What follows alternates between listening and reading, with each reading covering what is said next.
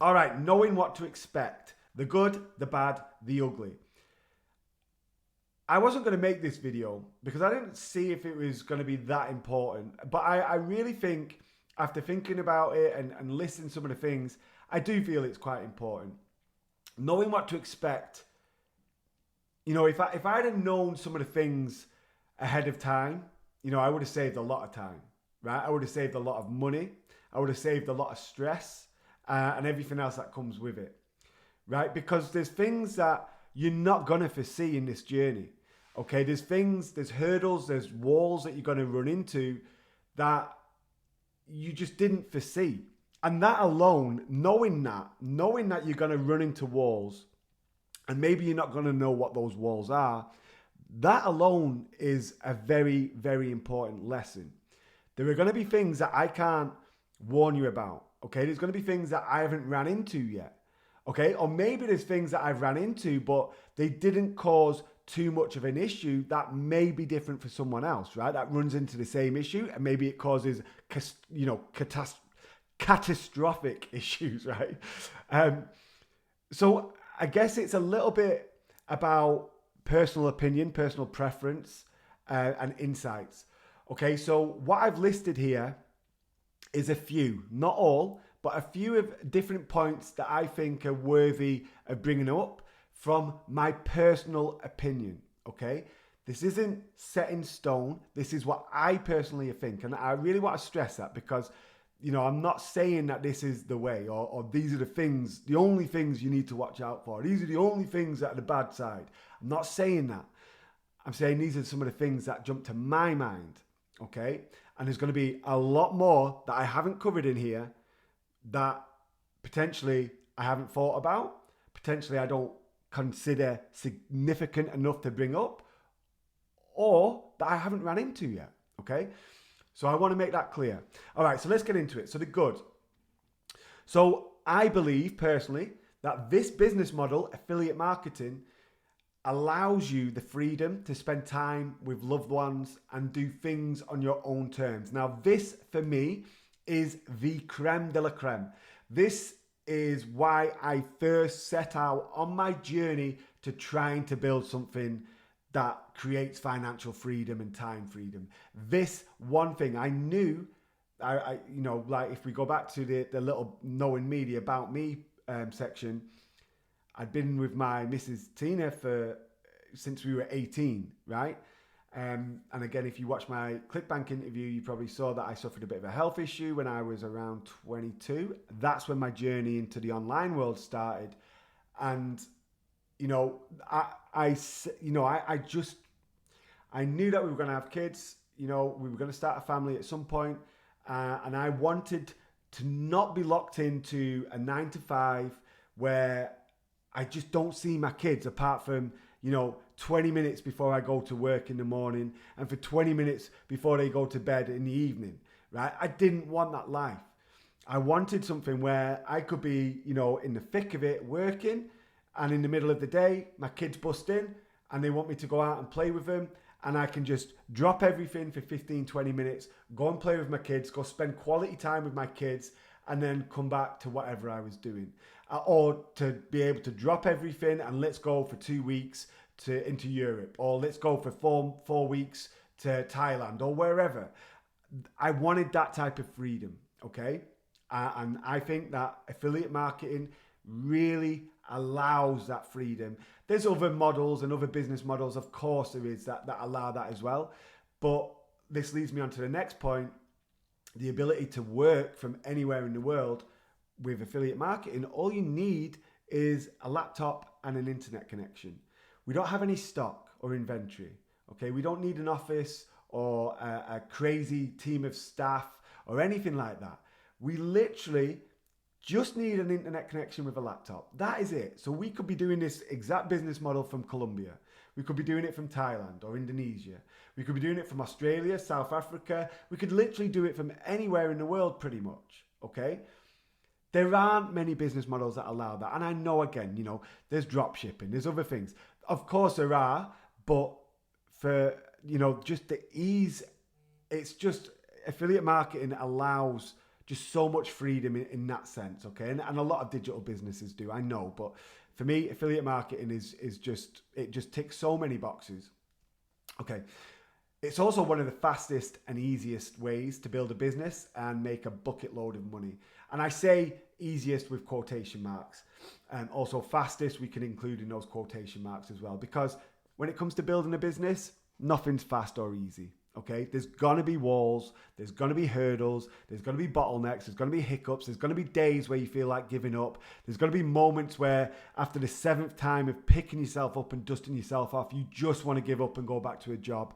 But the important thing is to stick to it, because out of all of the business models out there, and there's millions, there's so many ways to make money, you wouldn't even be able to count them. But I think affiliate marketing really allows one of the fastest and easiest ways.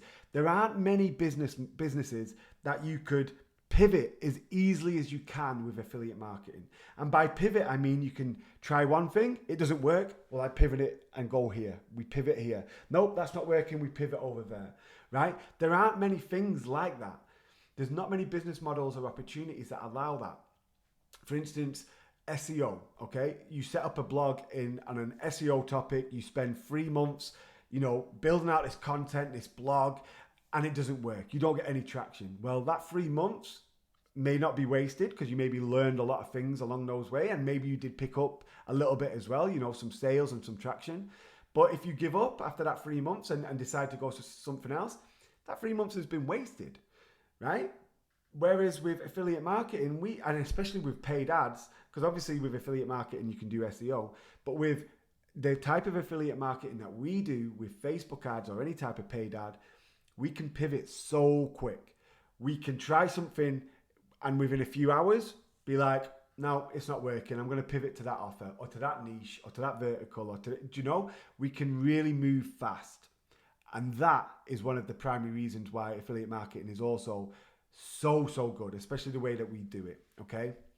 Now, in terms of ease, again, nothing's easy, but it's not impossible. In fact, it's not unlikely that you can make 5 or 6 figures a month relatively quickly, and relatively quickly being within 3 to 6 months. That is insane. And again, take that with a pinch of salt because not everyone's going to do that. But I remember my first 6 months after launching Resurge in March 2020.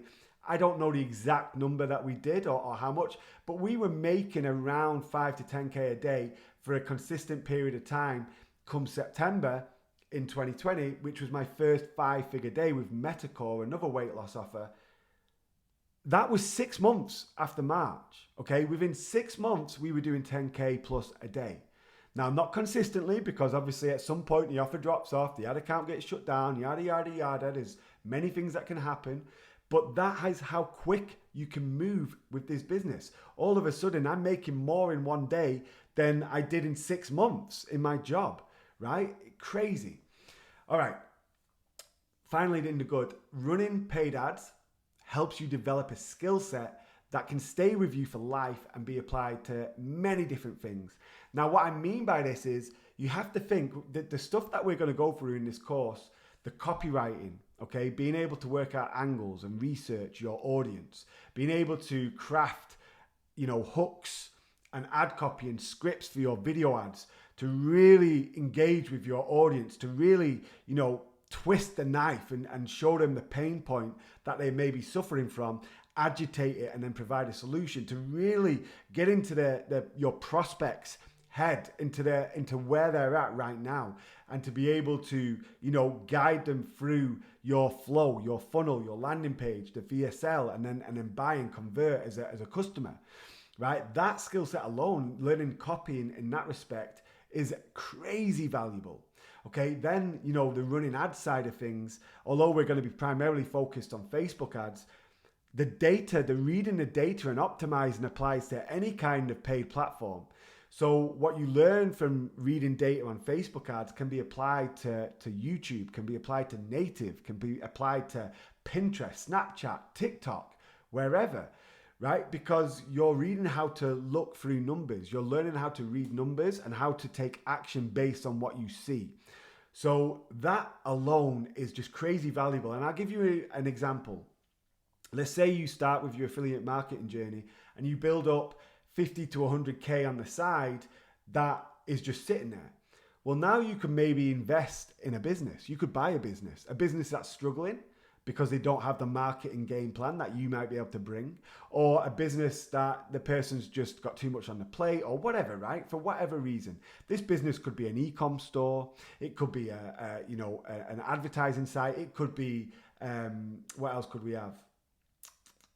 E-com site, drop shipping. I had one on my head there, but it's totally gone. Software, a software as a service, a social media marketing agency. There's all these different business models and businesses that are for sale on a daily basis across sites like Flipper, Empire Flippers. I don't even know where else, but there's tons. Shopify have their own little auction place or marketplace where they sell businesses. There's tons of places out there and lots of different opportunity. Now, with your know-how in being able to run ads, craft messages and ads to target different audiences, then have, creative to make that ad come to life, have landing pages designed and funnels designed and everything else, you could then apply that to a business that may be struggling or hasn't really started out, but that's for sale. You pick it up for 10, 20K, and then you apply everything you've learned or your skill set, and you're able to build that business into something huge, right? That is the power that this can lead to, right? It doesn't just have to stay with affiliate marketing or paid ads with ClickBank products or whatever. You can apply this to many different things, many different factors. And it's one of the things that really helps me reassure myself that if ClickBank was to die or if Facebook ads was to just drop off the earth or whatever, I'm pretty confident that I can use my skills that I've developed over the past few years and apply them somewhere to make money, whether that be, eBay listings, whether that be Amazon products, whether that be, drop shipping, starting a Shopify store, whether that be doing a YouTube channel, whatever it is. I'm confident that the skill set that I've learned over the last few years, I can apply and build a business somewhere else relatively quickly with my skill set and experience. All right, let's touch on the bad. So although I said easiest, and obviously I did use quotation marks, it's anything but easy. Okay, so we have to prepare to be able to pull our socks up and really put the work in. Okay, it's not going to be easy. There's going to be many different, things that you maybe foresee, but you don't plan for how hard they can hit, and things that you don't foresee. And that take you by surprise.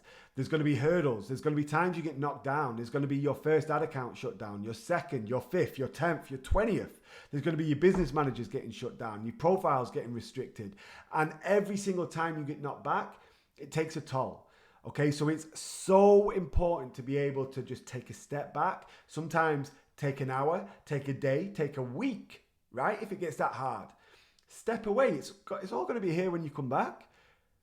But it's so important that we do that, right? Because it's not easy. I say one of the easiest because no business is easy. Anyone that thinks setting a business up from scratch and scaling it to big numbers, you're deluded. You really are. There's going to be many things that get in the way and many things that you don't foresee or you don't plan for hitting you as hard as they actually do. So we have to plan for that, okay? Or at least be prepared for that. Getting a balance of work life. So this is a big one for me. This can be testing, and especially with kids. Okay, obviously I have 2 young kids and 1 on the way.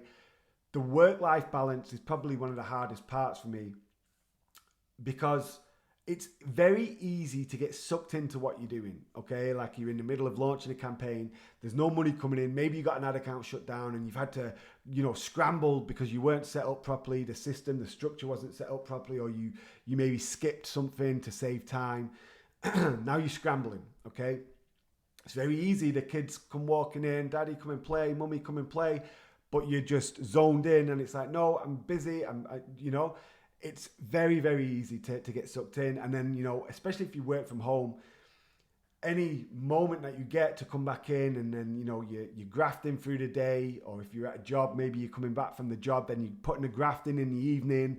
That's having an effect on your relationship with your partner or your loved ones or your family or your friends or your kids or whatever, right? It takes a toll. So it's ultimately important that you have that work-life balance, that you're able to switch off and just be like, okay, it's now time to spend with the family. I assure you, it will only be positive, okay? I assure you. Sometimes it's hard to think because it's like, I just need to get this done. I just need to do this task, or I just need to launch this campaign, or I need to build this landing page, or I need to do this or that. I assure you, by taking a break and spending an hour with your loved ones, with your family, with your friends, it'll be way more positive doing that, and then coming back later that night, first thing in the morning, whenever you get a chance, and doing it then. It's so important to have that work-life balance. I don't really have like a set plan. I have a daily, not a daily goal, but I guess it'd be a daily goal. I have a daily goal that I spend at least 2 hours with my kids, like solely with my kids. Solely. Like that, no phone, no TV. Like I'm literally just with my kids, and we're playing, we're running around, we're in the garden, we go to the park, we go on a bike ride. Solely. That could be more, that could be less, but I think 2 hours is a good balance, and that could be spread within like half an hour in the morning, an hour in the middle of the day, an hour in the night. Sometimes, this is like a normal working day, right? 2 hours, I really want to be like zoned in with my kids. I spend time with my missus in the evening, and then obviously, work through the day. And obviously my two children at the moment, they've just, one's at school and one's starting school in September, but's been at playgroup. So it's obviously a lot easier to be able to work during the day. But obviously we've got a new one coming, so there we go. That'll be interesting. All right, yeah, but it is a really important factor, and often quite hard to find that perfect balance. And I don't think there ever is a perfect balance, but get as close to it as you can. It's tricky. All right, and it can also be mentally draining dealing with ad accounts shutting down, cash flow issues, other affiliates swiping your stuff, all complete headaches, and obviously as it builds on, for instance, ad accounts, profiles, business managers, they all get whacked, they all get shut down. It can be a real issue.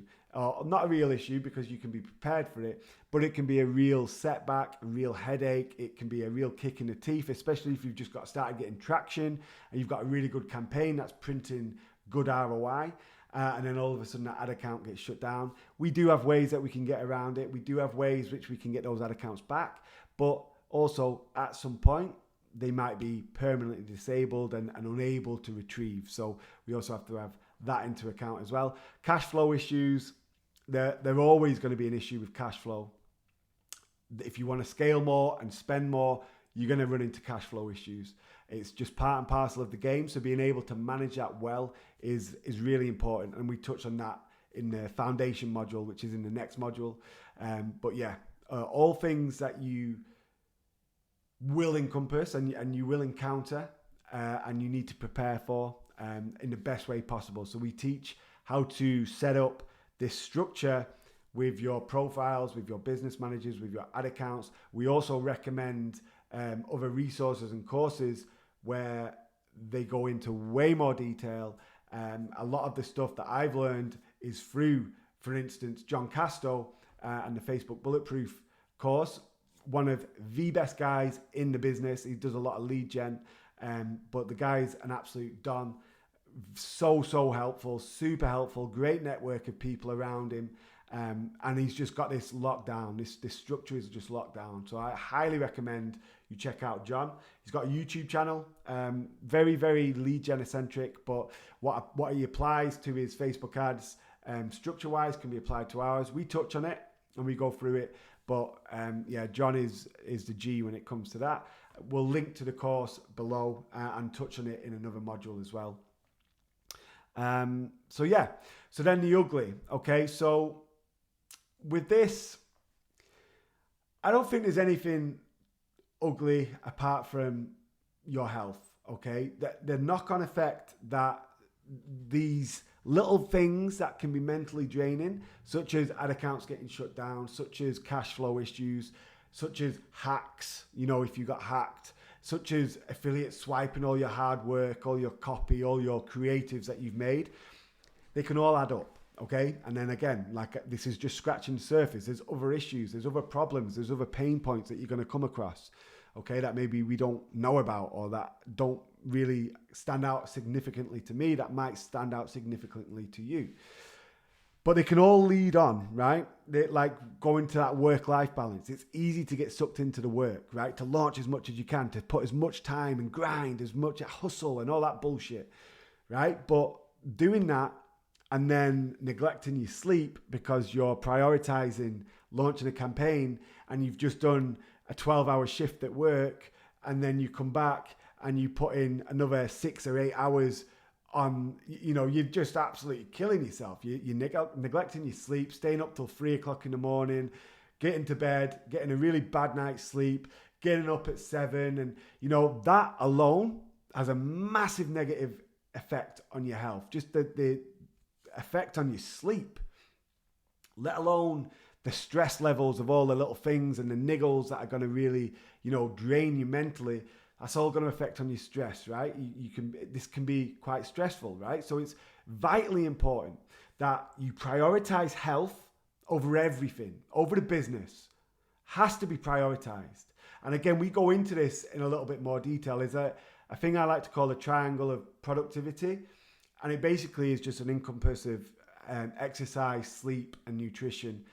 And I believe those three things, with spending time with family and loved ones, I think that as well, if we were to add in a fourth to the square of productivity, I think those things can be massively beneficial to staying healthy, right? Getting out in the fresh air, going for a walk. It doesn't have to be exercise like going for like CrossFit and absolutely killing yourself, high intensity. Getting out for a 3, 4, 5 mile walk, getting some good steps in, getting fresh air, which I talked about before, going up a hill or a mountain, the hike, getting in fresh air, getting those steps in, getting your heart rate up, getting the blood pumping. That's amazing for you. Really is. Weight training, if you can do that. Lifting weights, again, doesn't have to be heavy weights, doesn't have to be, strenuous, but just lifting weights is one of the best exercises you can do. I think it's been proven in studies to add longevity to your lifespan by lifting weights. You see the old guys in the gym lifting weights. Again, nothing heavy, but it has a real good benefit on you.